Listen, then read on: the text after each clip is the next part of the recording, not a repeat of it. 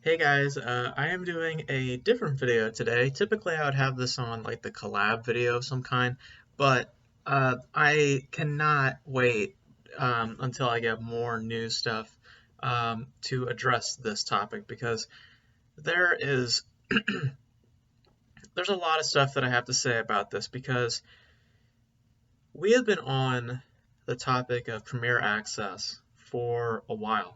We have been trying to figure out what Premier Access was going to be. They didn't talk about it in the investor call. They confirmed that Raya and the Last Dragon was going to have Premier Access, but we didn't know what that entailed. Well, with the new trailer that came out for Raya and the Last Dragon, which by the way, the trailer looks okay. The animation looks very, very stylish, and it has a unique flavor and stuff. We'll talk more about it, the trailer, in the collab video. But what I want to address in this video is the Premier Access, which they had revealed that it will be, once again, $29.99. So it will be $30 up front to watch Raya and the Last Dragon plus the monthly fee, which is now $6.99. So guess what? You, as a Disney Plus subscriber, now have to pay $36.99, aka $37 for one piece of content. Let's discuss this because I think there is a lot of things wrong with this strategy. And I had an argument today with my friend about it because a lot of people have been divisive about the whole Premier Access thing to begin with, but I have my own thoughts on this because I think that this strategy is messed up. I think that its intentions are kind of unclear because this is going to happen again. Okay, this strategy is going to be spread out to other exclusives, but its original intent was for content that was originally going to theaters. That's what I believe that the original intent was, to implement this type of strategy, and also to create a safeguard for tentpoles, which I agree with. I believe we should have safeguards. But the weird thing about it is that it only applies to certain ones, like Soul got a pass, Artemis Fowl got a pass. It's like certain pieces of content. So basically, it's messed up. So they don't know what their strategy is with this. They're just kind of picking films that they think need Premier Access. And I'm going to talk to you guys about why I believe Premier Access it should either not be a thing or should be a thing, but at a reasonable price. And I will address it today in talking about Mulan, talking about what happened with Mulan, because there's a whole lot of reports out there, a lot of conflicting reports about what really happened with Mulan when it came out, and I'm going to address it here because I think a lot of people have it messed up, the story. So here's what really happened with Mulan, and I put it into charts. I put it into sections. So we're first going to talk about how this strategy did work for Disney Plus, and how this did not work for Disney and for Mulan. And then I'll talk about how this is going to affect Raya and the Last Dragon. So let's talk about how this strategy for Mulan, when they released Mulan, how this strategy worked on Disney Plus. So at the time when they released Mulan, which was back in, I want to say September of last year, at the time people were hungry for a tentpole. Okay, studios were still scared at the time to experiment with streaming. A lot of people were still just delaying their projects. They weren't, putting their efforts to streaming, like Trolls World Tour was also doing at the time. Disney was the first major studio to experiment with a tentpole. So they were the first people out the gate to do this, and they did it with Mulan. Now, in terms of an actual financial performance, it did okay on Disney Plus for Disney. Estimates and sources reported around like $30 to $40 million on opening weekend. Again, they don't. The problem with streaming is that they never reveal their numbers to the public, so we can never really know what the numbers were for Mulan. But sources indicate that it was around like $30 to $40 million on opening weekend. Now, the benefit to this is that Disney keeps all the profits because they don't have to pay for distribution. They don't have to pay out any other people for a theatrical release because they're not doing a theatrical release. At least in the vein of releasing it on Disney Plus. They keep all the profits that they get from Disney Plus. Obviously, Mulan had a hybrid release, so it did release in theaters. So any of the profit that they gained from theaters, obviously, there was some split profits and all that stuff. Certain profits went to the theater and obviously went to the studio, but in terms of Disney Plus, they gained all the profit there, which was $30 to $40 million, at least according to estimates. And in that vein, it's a decent performance from Mulan. Now let's talk about, as I was alluding to, how this did not work for Mulan and for Disney, because while it did okay for Disney on Disney Plus, at the box office, the film flopped hard. I mean, and there's many reasons why the movie didn't flop. Obviously, the big reason being it was because COVID-19. Also, many reasons included reception of the film. It was a very mixed bag. The Chinese controversy that was going on around the time, and of course, the amount of theaters open at the time, as we addressed up at the top. Therefore, Disney lost a ton of money, and Mulan is considered a failure for Disney. Okay, if you look at the box office numbers, they were able to generate $70 million off of Mulan, at least to the research that I've done. And that movie cost upwards $200+ million. That is a failure, okay? Especially when you take into account the success, or the quote unquote success of Disney Plus. Because the second thing that I'm going to bring up is the success on Disney Plus isn't really a success. 30 to 40 million does sound good on paper to the service, but not for the product. The company still faces $1 million losses on the film. And for a service that had at least, I think, 60+ million subscribers at the time, a pull of 30 to 40 million dollars, while impressive for the service, is still not sustainable for a tentpole, even if everyone came to watch that film. So basically, if everybody came in to watch that film, all 60+ million subscribers, it still wouldn't have been enough to sustain a tentpole. Which leads to the next question: how come everyone didn't show up for Mulan? And there's a big reason for it, and I'm going to address this reason because some people deny it, but it's the reason. And I know some people think oh, well, no, people are excited because this is on there. I don't see how that's the reasoning or the rationale people bring about with the next thing I'm about to address. But it's the reason why people got turned off by it, and that is, of course, Premier Access. Premier Access, when they initiated this $30 fee that you have to pay, plus your monthly fee, to watch one piece of content, that is what turned off a lot of consumers. And it's what turned off a lot of people to not watch Mulan, especially, mind you, when they revealed that Mulan would be free on Disney Plus 3 months earlier. And also, you don't technically own that piece of content until it becomes free on Mulan or free on Disney Plus. If you go elsewhere, however, if you go to Amazon Prime, iTunes, or anything else, you actually own the movie. Plus, you get a 4K resolution, you get bonus features, you get you know what I'm trying to say? I can't even spit it out. God, why am I blanking? Documentaries. There you go. Jesus Christ. I don't know. I couldn't say that. But yeah, you know what I'm saying. There's a lot of added content on the other platforms, and Disney Plus was not providing that. They provided 1080p, yay, and I think they provided a bonus feature of some kind, but not to the extent that the other services were providing. So that turned off a whole lot of consumers and pissed off a lot of people on Disney Plus because they weren't getting all those benefits, which is what I believe will happen more with Raya than it did with Mulan in terms of this Premier Access strategy, because here's why I believe Raya and the Last Dragon is likely to fail on Disney Plus. I mean, we know for certain it's not going to do well at the box office just because of the theatrical window, and also because of how many theaters are open. But I believe it's going to fail on the service, and here's why. You now have competition with HBO Max. There you go.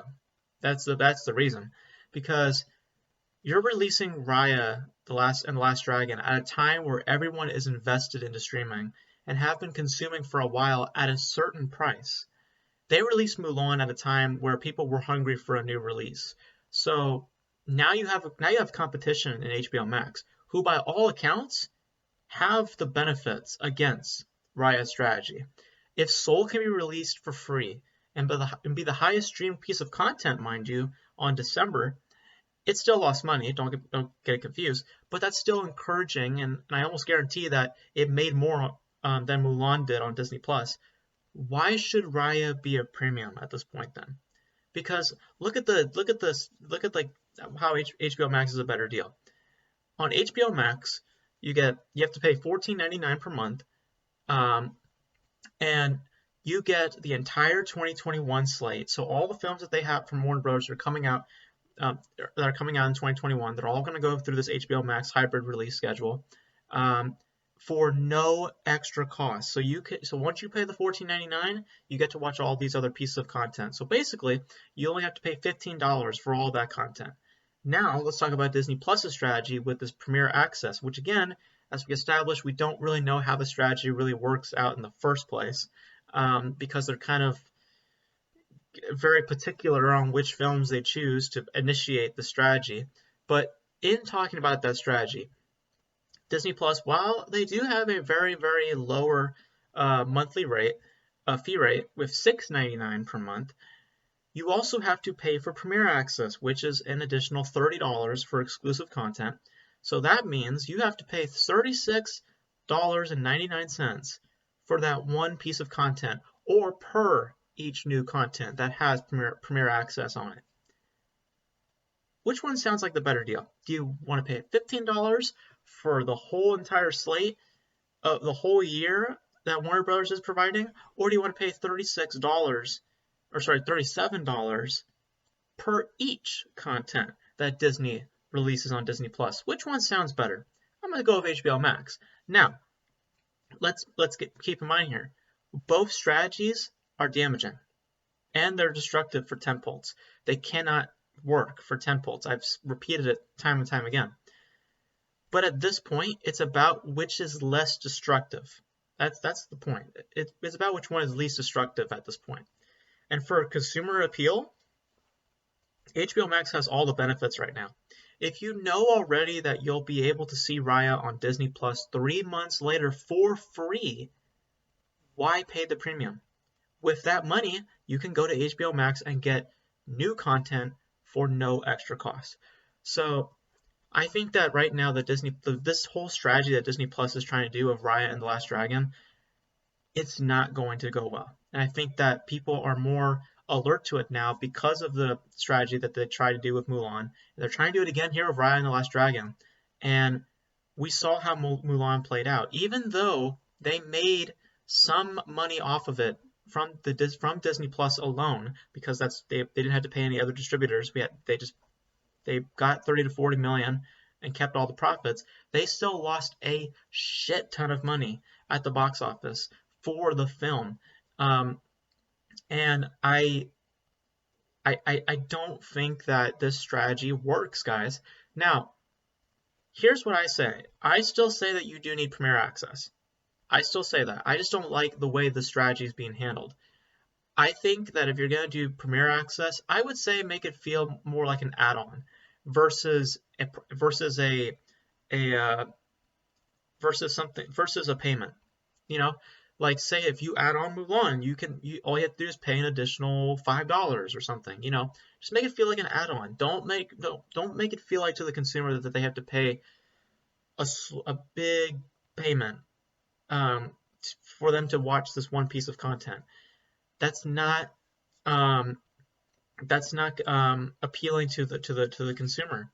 Again, you also have competition now with HBO Max, who has the better deal right now, guys. They have the better deal right now in terms of exclusive content. Again, $15. That's all you have to pay. Disney Plus, you got to pay $37 for each of those pieces of content that have Premier Access on them. Which one sounds like the better deal?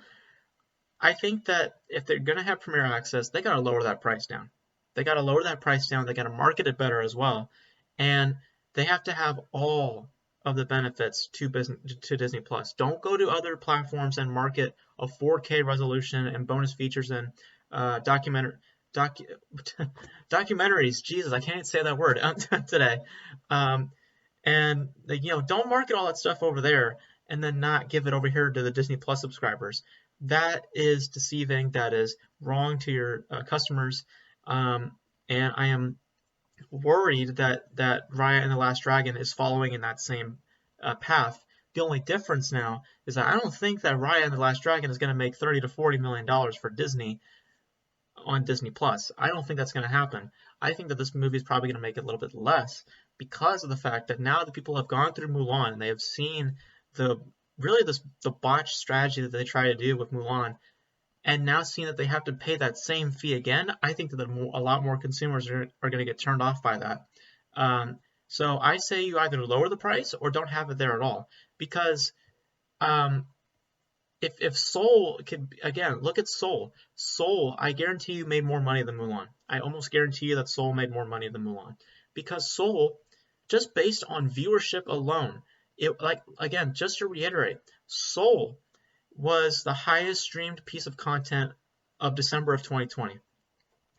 It was the highest streamed piece of content. That was the movie that everybody was watching on December, was Soul, or at least most people were watching, was Soul on streaming. It beat out The Office. I mean, come on, The Office was like the thing that everyone was watching during quarantine, but Soul beat it that month when it came out. Um, and again, it still likely lost money, but I almost guarantee you that it made more money than Mulan. And that was free basically if you have Disney Plus. If you don't have Disney Plus, $7, what's the big deal, you know? Um, so now initiating a premiere access on Raya and the Last Dragon, coming off of something like Soul, which I have to say um, probably is a much more of a success than Mulan is for Disney Plus overall. Um, Again, they've never released the numbers, but I guarantee you it's more. Coming off of a potential success that was Soul, you're now going to try to initiate the same strategy that you tried to do with Mulan, which we have established was basically a failure, with Raya and the Last Dragon. And you expect your customers,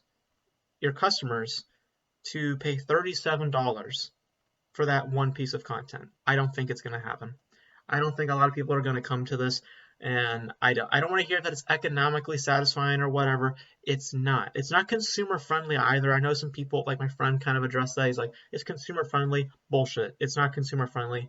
People are gonna be turned off by hearing that they have to pay $37 for that one piece of content. They're absolutely gonna get turned off by that, especially now. Okay, we're not talking about when Mulan came out. We're not talking about when nobody was experimenting with this type of hybrid releases. We're now in a place where everybody's experimenting like that, and HBO Max is the people are the big dogs coming out, releasing their entire slate as a hybrid release fashion.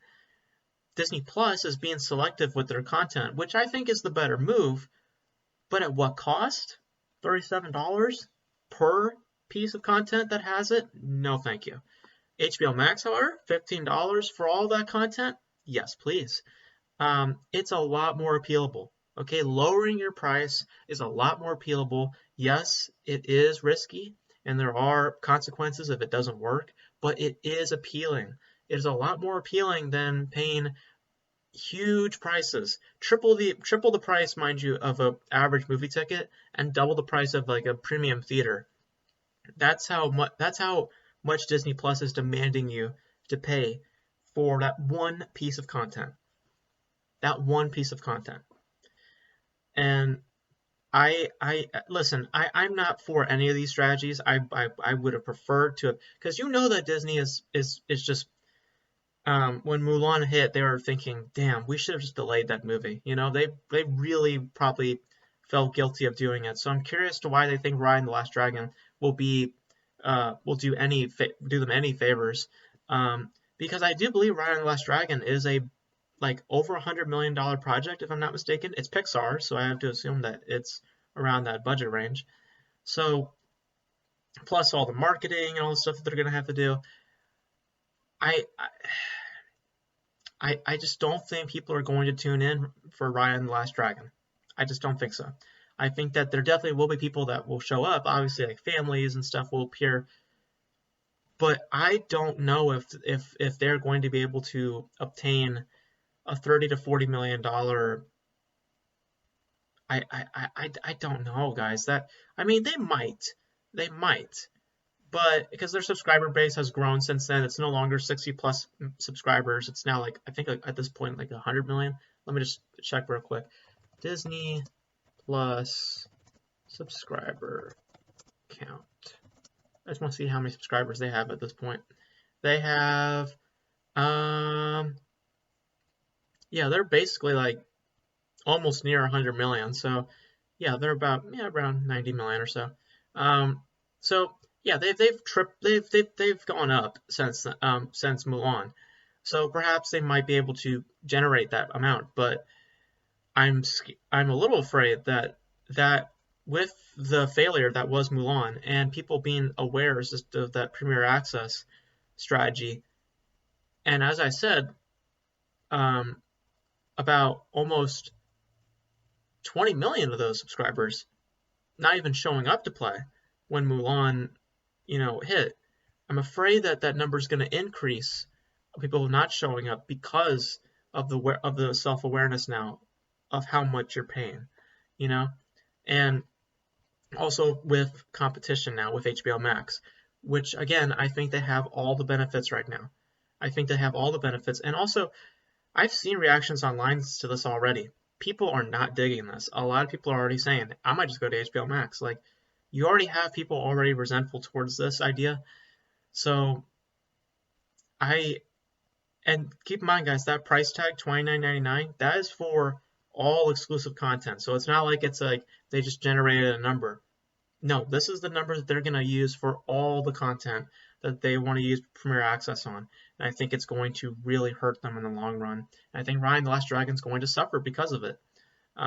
Again, market this in a different way, lower that Premier Access price. I still say have Premier Access because we need safeguards for these tentpoles, but not to this degree. This is asking too much to your customers, and I just don't think they're going to show up. I don't think that the amount that they are hoping for is going to show up. There's definitely going to be people who buy it, but knowing the strategy that is Premier Access, some people might just wait for 3 months and then get it for free. Meanwhile, they're watching all the stuff on HBO Max for just $15 at no extra cost. Watching Godzilla versus Kong and Mortal Kombat, all these pieces of content, and they don't even have to pay Premier Access any premium prices. They don't have to. They just have to pay $15, and then there you go. I get to watch my content whenever I want for that month, and at no extra cost. Awesome. Versus Disney Plus, where you have to pay $37 for that one piece of content. Like, let's say like 5 Premier Access films came out on Disney Plus. You have to pay $37 for each of those movies. HBO Max, you don't have to pay any premium. You get to watch all those as long as you pay the $15 monthly price. Which one has the better deal, guys? Come on. It's pretty obvious. So, if they want Raya and the Last Dragon to do business, either do away with this or lower the price, because I don't think that this is going to work out for them, and I think that this is definitely going to hurt them more than benefit them, especially coming off of the failure that was Mulan. But you guys let me know. What do you guys think about Raya and the Last Dragon still having Premier Access and just Disney Plus using Premier Access in general? Do you think that they should lower the price? Do you think that they should keep the price? Would you be willing to pay $37 for one piece of content? Again, let's say they put out 5 pieces of content. Are you willing to pay $37 for each of those pieces of content? Not to mention, mind you, that the monthly price goes up by each year by $1, assumedly. So eventually it's going to get to like $40, if this is still around for like the next like 2 or 3 years. Do you want to pay that amount? Your starting price is $36 to $37. Do you want that price to increase throughout the year? Throughout the years to then paying like $40, $50 for one piece of content? Again, 5 pieces of content. $37 for each of those movies. So you're talking like hundreds and hundreds of dollars to watch all that content. Meanwhile, you go to HBO Max, you don't have to pay jack shit. You just pay $15 and you get to watch all those pieces of content with no extra cost. What do you guys think? Do you guys think that HBO Max has the better deal right now, or do you think Disney Plus has the better deal right now? And yeah, I just want to talk about it just because Premier Access has been a thing on this channel for a little bit, and now that we have an answer, I just wanted to do a video dedicated to talking about this whole strategy and why I think it's honestly a failure, or why I think it's honestly going to be a failure, or likely to be a failure for Disney Plus. You know, not just Disney and Pixar, but Disney Plus. I mean, because they did generate some money from Mulan in Disney Plus, and they kept those profits, but that still did not account for the massive box office failure that they had. They still lost millions and millions of dollars, and I feel like Raya and the Last Dragon is heading into that same path.